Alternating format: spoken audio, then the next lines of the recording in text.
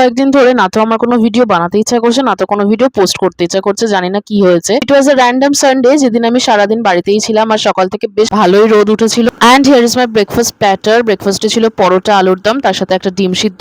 ঘড়িতে এখন সময় সকাল 10টার মতো বাজে। আফটার দ্যাট সোজা চলে গেলাম কিচেনে। একদম নির্ঝঞ্ঝাটের সিম্পল রান্না হবে আজকে। পটল ভাজা, উচ্ছে আলু চচ্চড়ি, তার সাথে পাবদা মাছের ঝাল সর্ষে বাটা দিয়ে। That's it.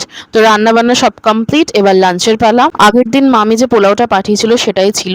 তো তার সাথে আমি পাবদা মাছের ঝাল আর একটু আলুর দম নিয়ে নিয়েছি।